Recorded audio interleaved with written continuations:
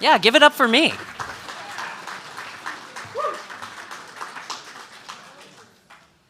Listen, I deserve it. How's everybody doing tonight? Wow, look at everyone here. Thanks for coming. And for whoever's watching online, thank you for being with us online. My name is Aidan Flax-Clark. I'm the director of Live from NYPL. And I get to talk to Russell Shorto tonight about his new book, Taking Manhattan. Everyone has a copy already. You've bought it, right? I don't know. I don't know who said check it out at the library, but correct. You win a free book from the library with your library card. And obviously, everyone here must be fans of the island at the center of the world, yes? Yeah. Which I think is 20 years old this year, which is amazing. Well, if you haven't bought the book yet, it is available for sale outside. I very much encourage you to pick it up. I have a lot of questions for Russell. We're going to talk about the book, but there's so much in there, there's no way we're going to get to everything, so you have a reading assignment to do afterward. And if you do purchase it, you can get copies of the book signed. Anyone who wants to get the book signed can line up over here. Russell will be signing it on the stage after the program. And obviously, everyone has a library card. I'm not even going to ask. So if you, right? Yes? Back there, everyone? I don't know. It's dubious. You can, of course, get the book with your library card, although I'm going to guess that there are a lot of holds on it. So put your hold in now, and it will come to you. So most of you probably know that New York is kind of in the middle of marking the 400th anniversary of its beginnings. And tonight is part of the library's contribution to those celebrations, I guess. And I just wanted to let you know about this page we have on our website, nypl.org/NYC400, where you can check out a lot of the resources that we offer on New York City history, all kinds of research guides for looking at all kinds of things like early New York City African-American settlements, boundaries districts and zones in the city, property map collections, all kinds of things, and of course, many, many items in our special collections that reflect New York City history from the 17th century up to today, including some of the maps that hopefully you saw outside. Did everyone get a chance to see those when you came in? Well, I heard some no's, but that's fine because they will be there after the event. Ian Fowler, who's the curator of Maps, History, and Government Information, put it together, and Ian is here, and I believe Ian will be there afterward to answer some of your questions, and if he wasn't planning on it, now he will be. They'll be up for, I don't know, 10, 15 minutes after the event, so please go check them out. They're all related to the story that's in Russell's book. When you came in, you got some note cards along with your programs. Those are for asking questions. During the talk, please write down your questions, and some of my colleagues will come by to pick them up. I encourage you to phrase your questions in the form of questions.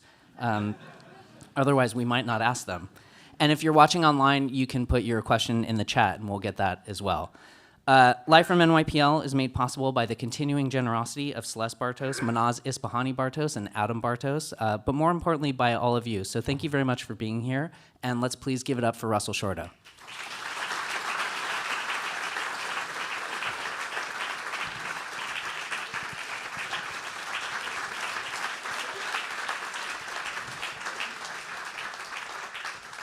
Thank you. You know what? I always do this. I have to, lest I forget, I always take a picture of people. I won't use it for commercial purpose. What? That's unfair. How would I do that? Did you get it? I got it. Yes. Thank you. Thank you all very much for being here. And thank you, Aidan. Thank you and for thank being you, Ian, for putting together this amazing collection of maps, and yeah, please go see them, and Ian can parse them for you. They're very rare. Not many institutions have such wonders. And thank you, New York Public Library, where this was my base in the city in writing The Island at the Center of the World in the Wertheim room, which which I think was it founded by Barbara Tuchman? I have that in my mind. I think she worked in there. Do any of my NYPL friends know the answer to that question? Yes. Yes. Okay. I believe that's true. Okay. And that because that always felt like a really good omen. That's amazing. See, I'm learning something tonight about the place I work. That's why we're here. So obviously you wrote this pretty famous book, The Island at the Center of the World, 20 years ago. And now you're coming back to kind of laser in on this one moment that really just takes up a few pages at the end of the island at the center of the world. And I want to ask you, why you did that. But I thought I would ask first if you could remind us who Charles Gehring and forgive me if I'm mispronouncing his name, Johnny Venema are, because they seem like they might be part of your answer as to how you came back to this book. Sure. And I left out Anne Edelstein, my wonderful agent, who's sitting right in front. Round of applause for Anne. So Charlie Gehring just retired. I gave a book talk at his retirement party in Albany last month after 51 years of translating and publishing the 12,000 pages of the official Dutch records of the colony of New Netherland. And Yanni is a woman, Yanni Venema. He started in 1974. She joined him in 1984, and then she retired, 5 or 6 years ago, and he hung on until this long. And when I was working on Island Center of the World, I would go once a week to Albany and work with them, and then I'd be here in the city working with mostly with all the amazing resources here, and including things like Stokes' iconography of Manhattan Island, and I have stayed connected to their work, and it was probably 5 or 6 years ago so Island Center of the World is basically a book about the 40-year history of the Dutch colony of New Netherland, whose capital of New Amsterdam was at the southern tip of Manhattan Island. And then about 5 or 6 years ago, I realized that the translation project had finally gotten to the last couple of years in the life of the colony, when we see New Amsterdam as this very vibrant port. It only had 1,500 people in it, but people spoke all kinds of languages. Everybody was a trader. Some people traded with specific islands in the Caribbean, with Brazil, with South America, different parts of Europe. And so I realized in these later volumes of translations, we're seeing New Amsterdam as the English would have seen it at the end, as Richard Nichols would have seen it when he was sailing into the harbor, as this fruit that has ripened and that they very much desire. So tell me more about some of these translations. What were some of the documents that appeared that kind of got you so excited to tell this story? Well, these are official documents. They're not many private letters. They're court, but there's a lot of meat in some of them, like court cases in particular. Get really, they're rape trials and things like that. But it's court cases, council minutes, official correspondence. So you have to, anybody who's done a lot of primary source work, it's just stuff, you're wading through it, trying to, until it coalesces, trying to find something. So I can't say that, one whole volume is like, that's bingo, that's it. It's more the accumulation. For one thing, they're much bigger because there's more going on. There are more court cases and correspondence. So it's just a much more vibrant place. And so my notion then was, what if I zoomed in on the endgame? And it has the value of Island Center of the World is 40 years of history. That's a saga. Whereas this kind of story more fits with Aristotle's notion of theater and where you have a set number of characters, a set geography, a set time period. So this is basically 2 weeks in the late summer of 1664. The English are in these 4 warships, 450 soldiers, packed to the gills with gunpowder in the harbor, and the Dutch are in their fort at the tip of the island, and they each have their cannons pointed at one another. So that's, to me, as a storyteller, that's a good setup, even though we all know how it's going to end. So similar to Island and Center World, in which you kind of centered the story around Peter Stuyvesant and Adrian van der Donk. In this one, you've got 2 characters. Peter Stuyvesant comes back because of how could he not? And then you have on the English side Richard Nichols. So maybe you could tell us a little bit.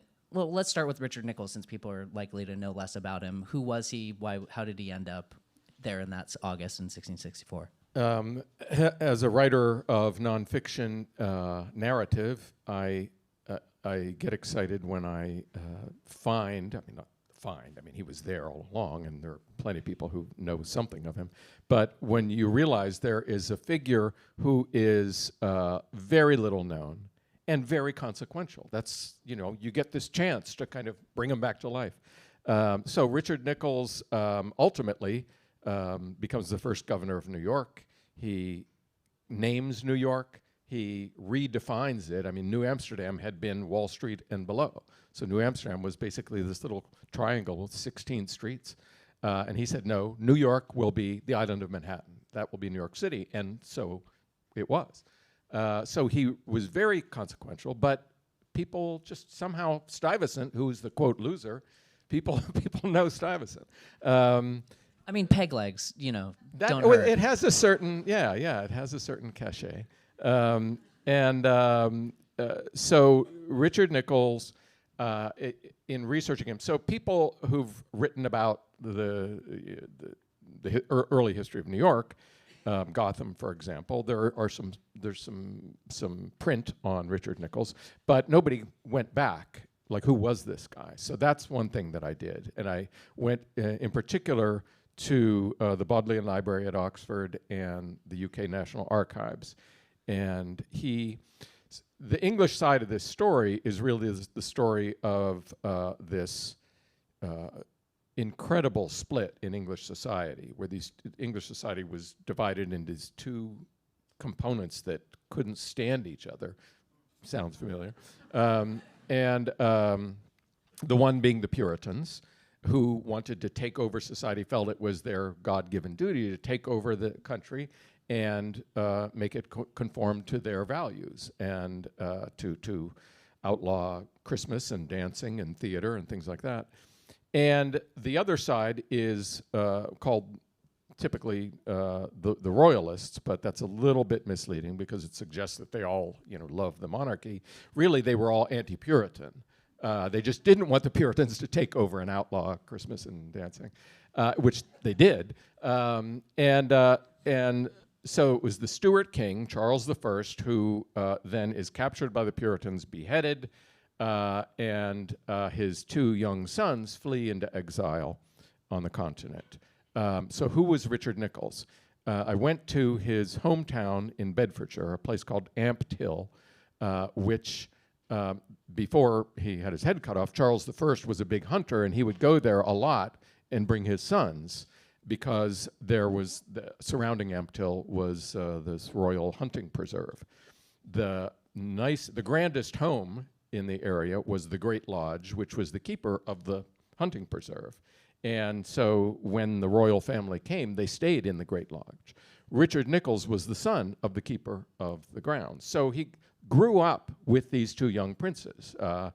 And so they'd known him all their lives. When the war breaks out, he fights alongside them. When they go into exile, he goes with them. Then in 1660, when they come back, and Charles, the elder brother, becomes Charles II, and James, the Duke of York, is his sort of right hand, Richard Nichols had always been closer to James, and so he becomes his groom of the bedchamber, which sounds like, as I say in the book, it sounds like he goes around picking up his socks and things, but it's actually kind of an important title. And then ultimately, when they come back on the throne, they want to play catch up with the Dutch. The Dutch have this global trading empire. They want to begin building what would become the British Empire.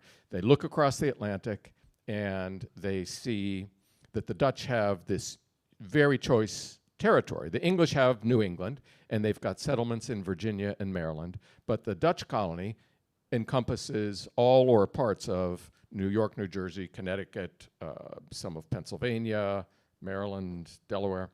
And they've been kind of eyeing it the whole time. Oh, sure, they've been, but now they're back on the throne. They've got, sort of the wind at their back, and they want to. So there's two things. They want, first of all, that Dutch colony. They want to take it. The second mission, which was even trickier, was New England, because New England had been founded decades earlier by the English, but they were the Puritans, the very people who had cut off their father's head and who still hated their guts, because the king was, by law, the head of the Church of England. And the Puritans here did not get the memo. We lost the war, and they had become very powerful. So they have these they have in mind two very complicated missions. And who do they get to carry out these missions? This guy they've known all their lives. So that kind of sets him up as this figure who they have a lot of trust in, and they have to, because you're going to be on the other side of the ocean, and you're going to have all this. Things are going to change, and they get their instructions are incredibly broad. Do what you can, just get it done. And basically say, like, you'll figure it out. Yeah, exactly. And he did in one instance, and in the other, he didn't. Yeah, failed pretty hard with the Puritans. Yeah. So a lot of people, I'm sure, know Peter Stuyvesant, so maybe we don't have to do his biography. But when Nichols shows up in 1664, what is Stuyvesant's situation? I mean, you talk about him being a slaveholder, for instance, at this point, and how has he kind of grown as the director of this colony? Yeah, I think that's the right word. He's grown. The Stuyvesant that I wrote about in The Island at the Center of the World, I was really focused on, as you said, this showdown between Stuyvesant and Adrian van der Donck, who became essentially the head of the opposition party in New Netherland. And when Stuyvesant comes in, there's all this turmoil in the colony. This is in the 1640s. And Stuyvesant decides he's got to be the strong man leader, and he's got to stamp out these upstart townspeople, these traders. And these are very wily, very smart, no-nonsense people, and they're not going to put up with it. So all of this chaos ensues, and that's what is sort of the center of the story of Island at the Center of the World. Well, moving beyond that, Stuyvesant grew in the job. He realized out of this that he couldn't do it that way, and he came ultimately to redefine his job description and to see himself as the middleman between the directors of the West India Company. The West India Company managed the colony. It was their colony. And these traders and his population on the ground. And he came to realize that the only way, that the West India Company never succeeded in making a go of the colony. And yet these people had all this know-how, and they wanted to get going with it. So he became the broker between the West India Company and his own populace, and it was a very tricky dance. But in doing that, over the course of the 17 years that he was in charge, he it became, as I said, this very vibrant place that was doing great business with different parts of the world, and he felt that he had a significant hand in it. He felt it was his. That said, he had long since realized, he had written letters years before. People had been writing the home country saying, in effect, we've got this colony here. It's sitting right next to this continent that we can exploit. We have all these capable people. We need more support. We need settlers, we need soldiers, we need goods. And they just weren't getting the support from the West India Company because the West India Company directors were not seeing a profit from it themselves. And the important people in the Netherlands were making money elsewhere, from the Caribbean, from Asia. So by this point, Stuyvesant and his whole population, and that's an important point because the population, these 1,500 people, exert their will on the situation. In this 2-week period that is the center of the book, they're all, there are points where Stuyvesant wants to fight and the soldiers want to fight, but the townspeople are saying, no, this isn't the way out. So that's their situation when the English come into the harbor. Okay, so I want to pause. Everyone remember where we've left Stuyvesant and Nichols, and go back about 40 years, as you do in the book as well, because obviously the taking of Manhattan, that the title refers to as this particular taking, but there's, of course, a much more infamous taking in 1626, which for centuries was called the Sale of Manhattan, which, whatever it was definitely not that. And you talked about this in Island at the Center of the World, but you also elaborated on it here. So we're, of course, talking about the supposed Sale of Manhattan from Peter Minuit, or Minuit as maybe, I can't say Minuit. Minuit just sounds better. To an anonymous member of a Lenape tribe. So how would you characterize that exchange more accurately? Yeah, I could as many times as I've answered this question, I still haven't come up with a real short way to do it, but I'll try. I have good quotes from your book at the ready Yeah, when yeah, you need okay. them. It's not. The Dutch understood perfectly well that the native people did not have a notion of real estate and, for this amount of money you can have this piece of land. They knew that from the native perspective, you could enter into an agreement that would be to trade, and the native people were interested in European manufactured goods, and they were trappers. The Europeans, the Dutch, were not fur trappers, so they came here initially for furs. Nevertheless, they want to have a piece of paper because they want to be able to go to any other Europeans, including the English, the French, and to say, here, look, we got this fair and square from them. So initially, there would have been a deed signed. We don't know, but the deed has been lost, so we don't know who. Presumably, it was a Lenape tribe that did it, but we don't know who. So there would have been a deed, and there would have been a ceremony, a Lenape ceremony, which probably would have gone on for days. And for a while then, the Dutch would have abided by this notion that, this understanding. We will come and live here, the native people will continue to use the island, and if one of us is attacked, it'll be a mutual defensive arrangement too. So it's more an agreement to share the land. Yeah. However, then within a pretty short time, the balance of power changes, and as happens in New England, as happens all over America, they start pushing them out. I mean, that's, in a way, the story of American history. At the same time that smallpox is decimating. That I was going to say, and that's why the balance of power starts to change. And that you have to think about, because when you're looking at these exchanges, you're saying, well, what changed here? But within 10 or 15 years, different accounts say that 90%, maybe many more than that, of the native people died due to diseases that the Europeans brought that they were immune to. So they would go to villages where before had been a full village and now it's empty or there's a few people. So that is a big factor too in that in what happens there, and of course in New England as well. Yeah, I'm just going to give a quote because I thought you said it very well in the book, but you said that the Dutch knew that the Lenape looked upon this exchange as a ceremony, which I thought was a really important part, that there was something sort of ritualistic to this. And again, a pact by which newcomers were being given permission to use the place on the understanding that the Lenape would continue to do so as well. And the Lenape Center has a great little book called Lenape Hoking, where they write a lot about the history of the city.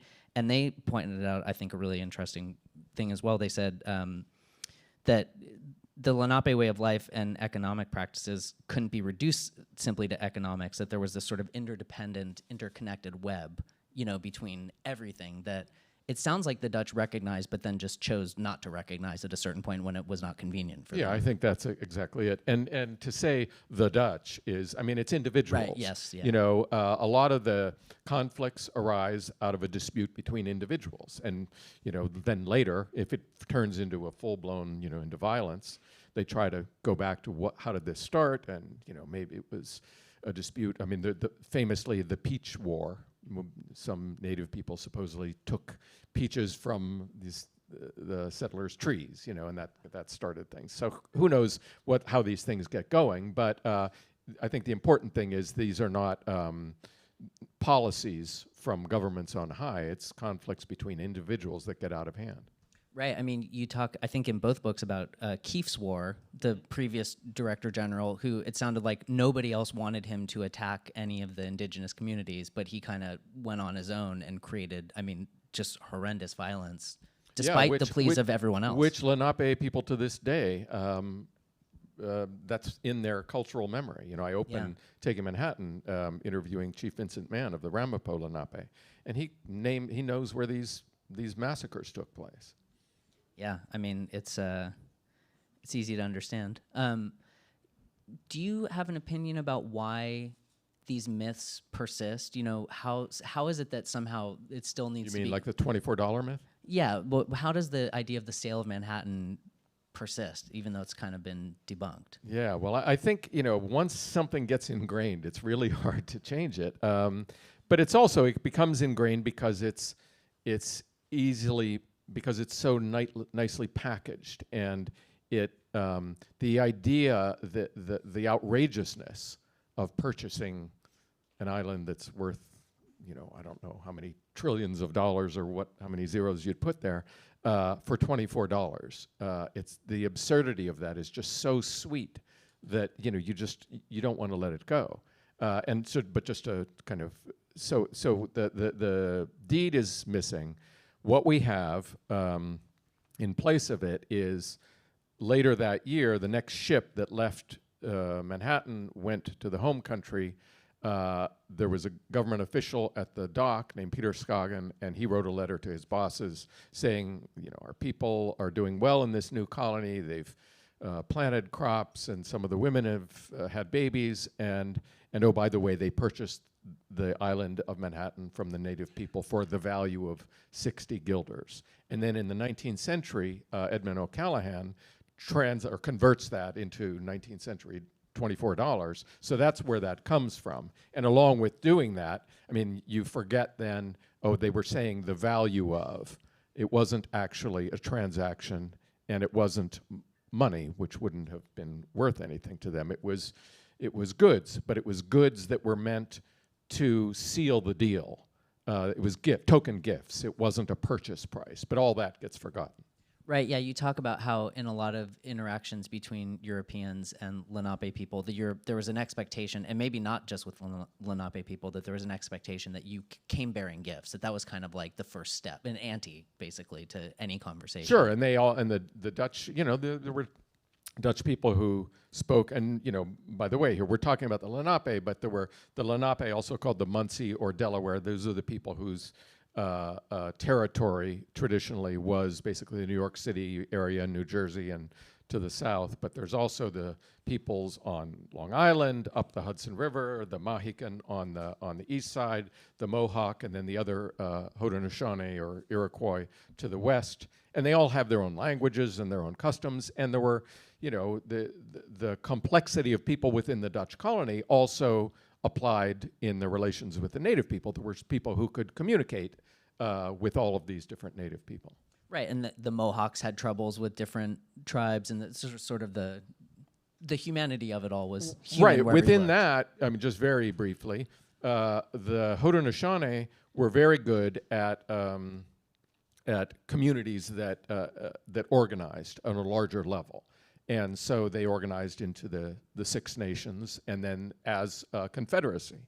The Lenape tended to organize at the village level, so it was harder for them to band together to deal with the Dutch, for example, as one entity. And then the Haudenosaunee knew that, and they would prey on them, and they would kind of, either the Seneca would come down from the west, or the Mohawk would come from the east.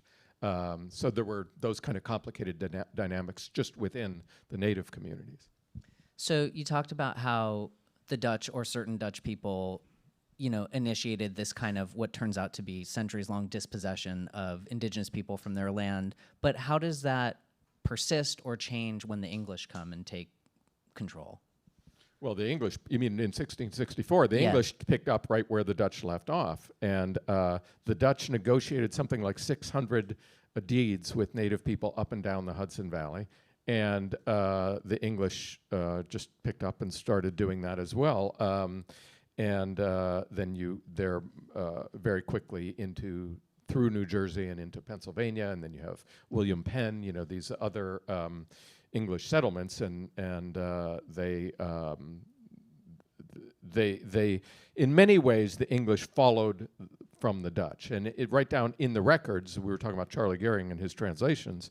Those 12,000 pages are the beginning of the New York colonial records. The first 12,000 pages is in Dutch, and then when the English take over, they just pick up and start in English and start putting those pages on top. Except for, strangely, the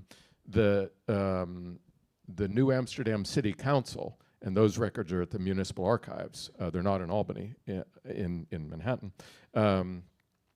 They kept going in Dutch. The New Amsterdam City Council acted like nothing ever happened. The English took over, and they keep going for years. And then they'll periodically, the English, you'll realize, okay, they're under English control now because there'll be some piece of business that they're transacting there. So strangely, I say strangely, that was part of the articles of transfer, was that they would be allowed to keep their own offices for a period. Although it makes me wonder if they were writing it in Dutch just to like taunt the English. Yeah, right, probably, yeah. Okay, I still want to come back to that merger, but another thing that you spend a little bit more time on in this book is the beginning of the slave trade in New York and Peter Stuyvesant's role in it and how it was introduced by the Dutch West India Company.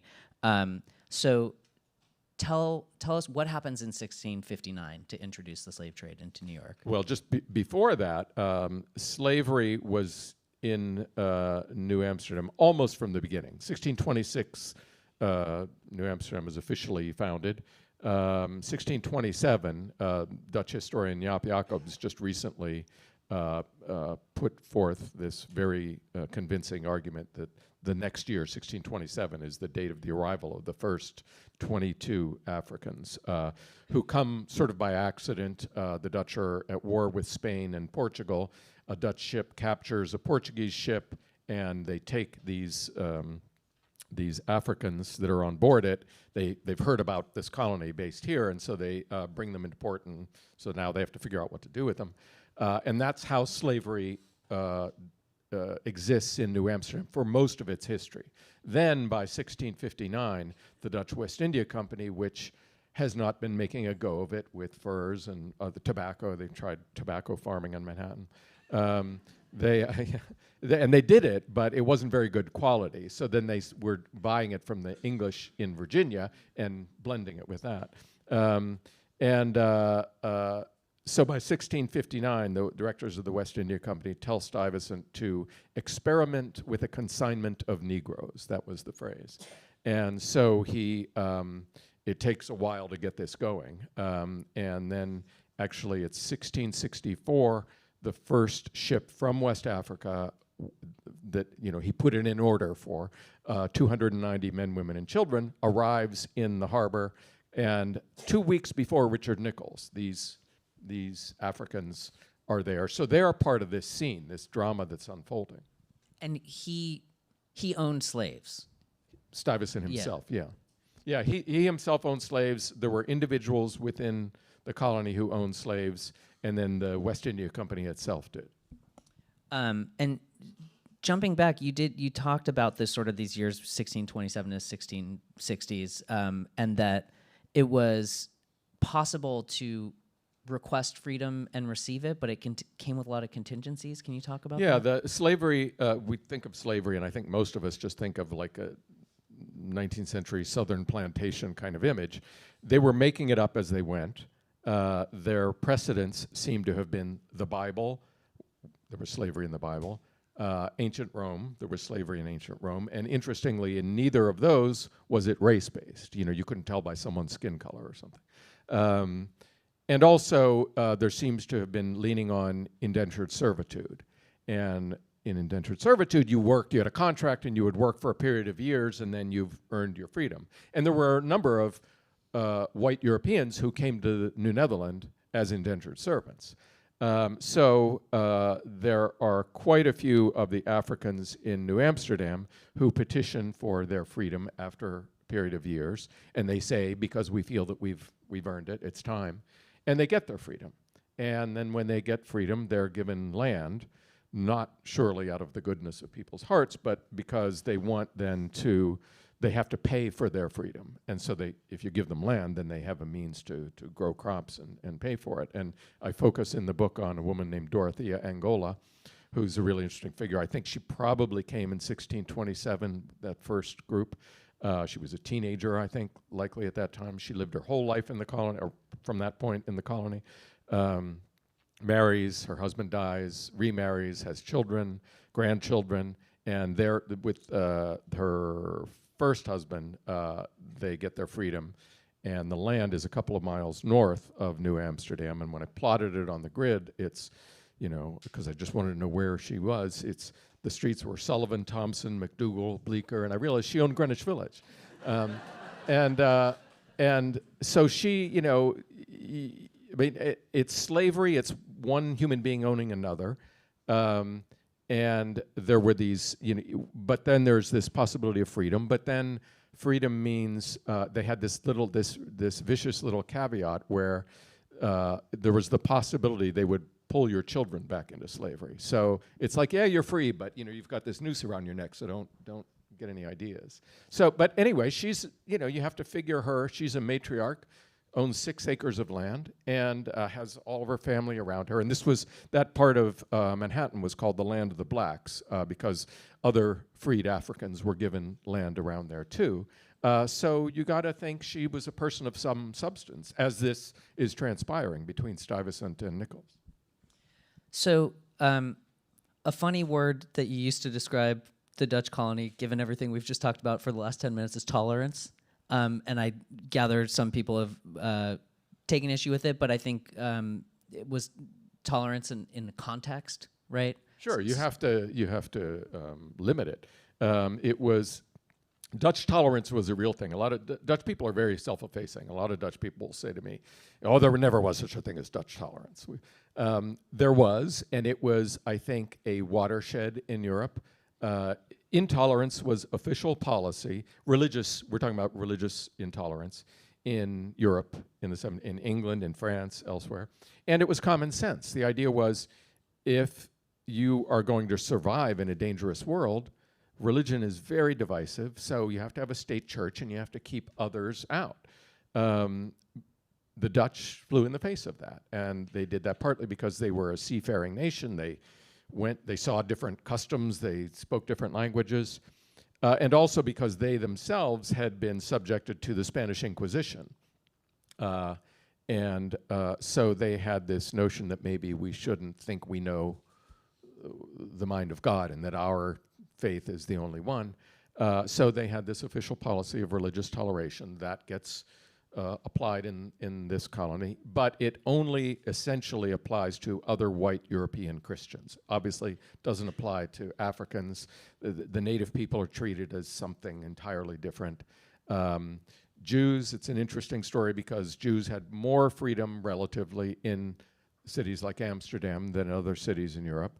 There was a small Jewish population, 24 people here, and Stuyvesant himself would have he was a fan of intolerance, of good old European intolerance.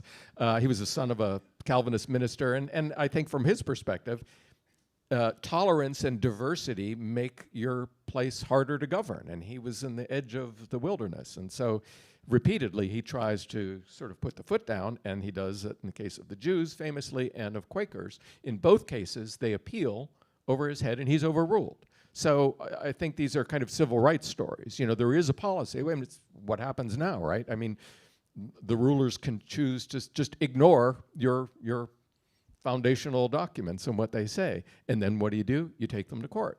And if you're lucky, you get some justice out of it. Yeah, so it's, the Overton window has happily shifted much farther in tolerance. So it's, easy to judge it by our standards today, but I like you said in the book, we don't need to judge people of the past according to our standards so much as we need to recognize patterns and milestones in history, which I thought was very useful framing. So yeah, I mean, I think it's natural to judge them from our perspective, but if you're doing what I do, you also want to look at it from their perspective, and you want to, and then it's up to the reader to kind of triangulate and say, okay, I mean, this is. Our founding fathers, they were slave owners. Does that mean we tear up the Constitution? We just have to wrestle with those things. They're going to tear up the Constitution anyway, so don't worry about it. It's already happened. Okay, we've left Peter Stuyvesant and Richard Nichols. He's sitting in the harbor. Stuyvesant's, panicking in the fort. So what happens next? Because this is sort of the big idea that it wasn't a taking, but it was a merger. So can you talk about that?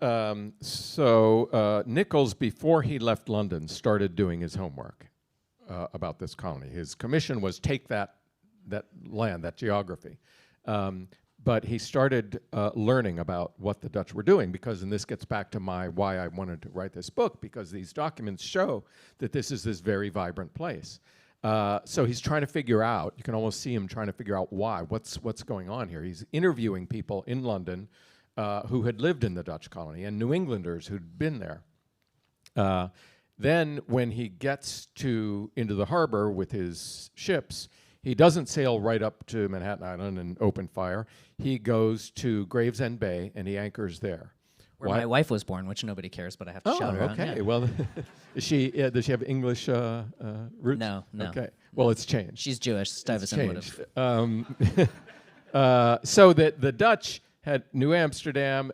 They had several cities in the western Long Island, and most of those names got familiarly anglicized. Vlissingen became Flushing, and Breukelen became Brooklyn, and Vlakkenbos became Flatbush.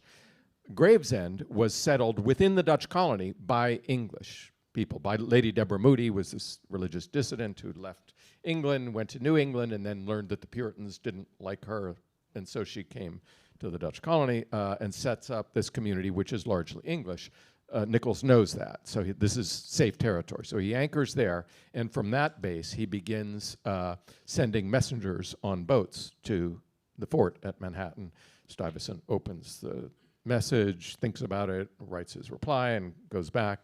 And so they're both feeling each other out, and that's what transpires over this 2 weeks.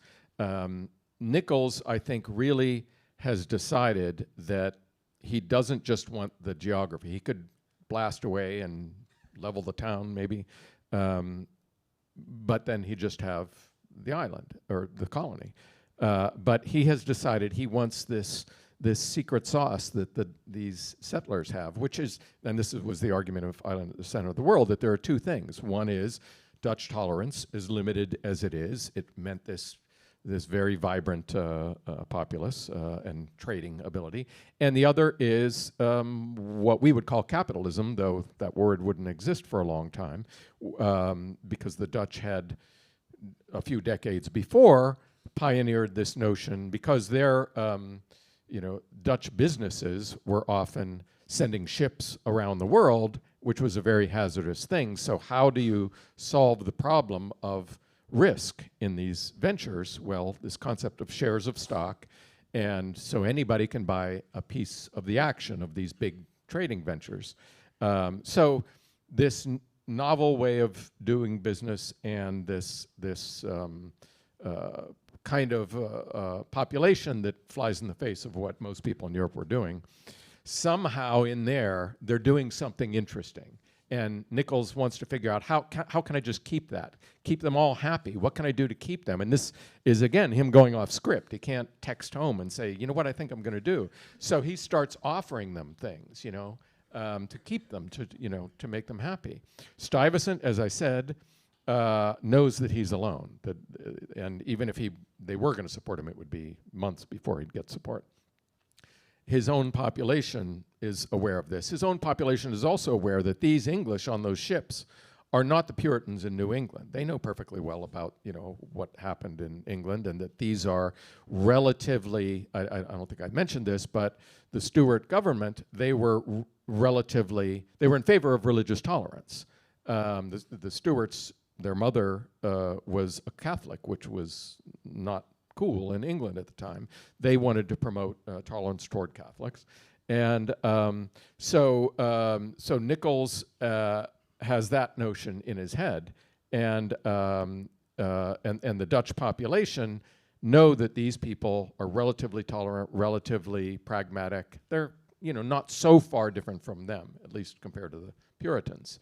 So this is what you see, and part of this back and forth is preserved in the nicety of this very, the 17th century was a very, protocol, and at one point Nichols writes this, that's it, I'm fed up, we're gonna open fire kind of letter, and then Stuyvesant sends it back too quickly, and then Nichols is, and it turns out Stuyvesant sends him a note saying, "You failed to sign it, so I'm not even going to read the letter." So then, and that was preserved. So Nichols writes this, tears out a piece of paper and says, "Okay, I've signed it. Now, what are you going to do?" But like all the while, everyone's calling each other honorable sir. Exactly. Yeah. So this is the sort of thing that goes on in what's preserved. But then I did a fair amount of reading about negotiations historically in business or war or whatever. There is a lot that is not written down. And a main reason for that is you're giving things up. And if your own people find out that you're giving up things that they value, they're going to ruin the deal. So there's a lot that isn't written down there, but we know that was decided upon, because by the time they finally meet at Stuyvesant's farm, which is in what's now Stuyvesant Town,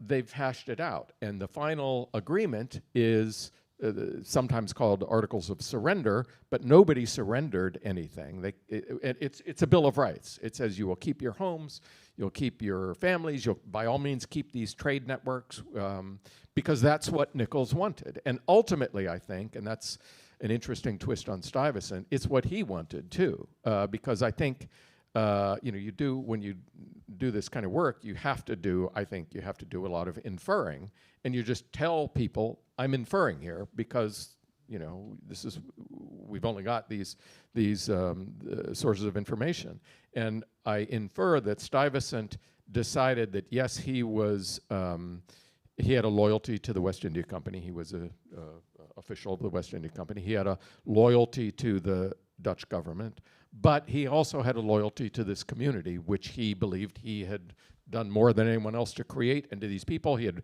lived there 17 years, he raised his family there, and he decides ultimately that this is the best thing for the community. So this merger, as I call it, is something that really served the community. And when Nichols takes over and names it New York, he's delighted that they've created something. He doesn't know how it's going to be. Neither of them knows how it's going to, once their bosses hear about this, how it's going to play. But I think all the people on the ground felt pretty good about it. I suspect that audience questions are coming soon.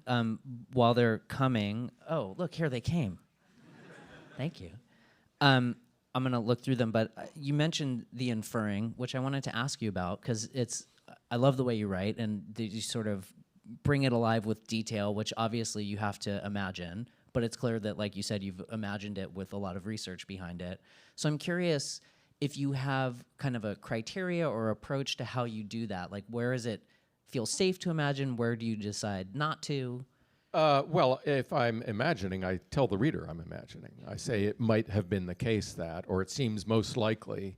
But also, a lot of details come from, when I'm looking at a document, I mean, there are documents that might not be, the main purpose of the document might not be interesting to me at all. It may be about some ceremony in New Amsterdam in 1662 or whatever, but someone mentioned, here under the blue sky we're gathered, and I realized, oh, that's a weather report. I can use that. That day it was, so I'm looking at the document for things like that I can pull out and apply. All right, we're going to start with some audience questions, and this comes back to tolerance, I guess, in a way. Despite the enmity between the English and the Dutch, did their shared religion of Protestantism draw them together in unexpected ways, particularly against a Catholic power like France? Yeah, there was that. There was also the case, as I said, in talking about Puritanism and the Church of England, that's a split between two types of Protestantism. And the Dutch had similar, they had their sort of more progressive Calvinism and their more orthodox Calvinism. So that was a factor in all of this, in how the Dutch and English related to one another, and in how things play out over the larger course of the time. When there are times in this general time period when one or another of those parties was ascendant in the Dutch Republic, and that was reflected then in New Amsterdam as well. If that, maybe I'm giving kind of a convoluted answer, but that's my answer. I didn't think it was convoluted. Okay. What did you guys think? Not convoluted? All right, we got it. It was good. Okay, so some questions about Lenape here. Have there been efforts to correlate records by Native American tribes to the earliest depictions of European settlers in Manhattan? Are there records to correlate? What are we? I don't quite understand. Correct me if I'm wrong, person who wrote this, and feel free to yell out and then I'll say it in the mic. But I think they're saying, are there records that belong to indigenous tribes that you could correlate with European records that would help enlarge our understanding? The native people, of course, did not have a written culture, but it's not to say they didn't preserve things. They used wampum, which is beads, strings of beads, and they also recorded with notches on sticks. I mean, they had different means of recording, for example, treaties and what was agreed on at a treaty.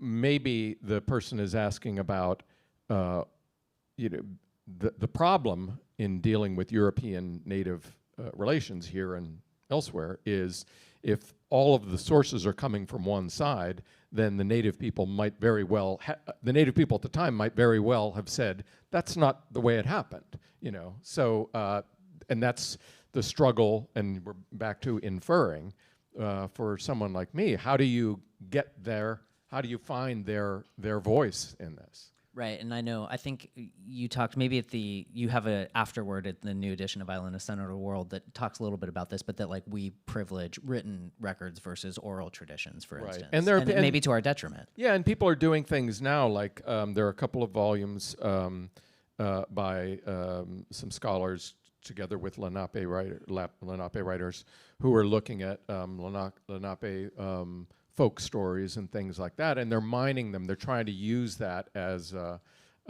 way to bridge that gap between a verbal and written culture. Okay, well, whoever asked that question, I hope we did a decent job getting toward what you were asking about.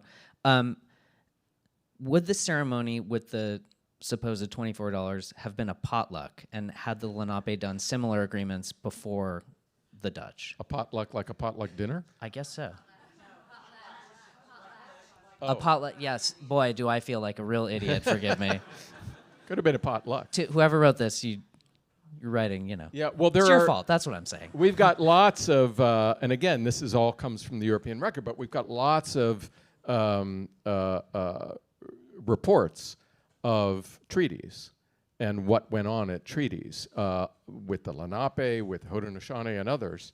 And I'm not an expert on this, but there are differences between the Lenape and people further to the north, but there were a lot of similarities too, and there would have been these long, some of the things that I think they shared was, it would go on for days. Everyone who was there representing their tribe, who wanted to have a say, would have a say for as long as they wanted.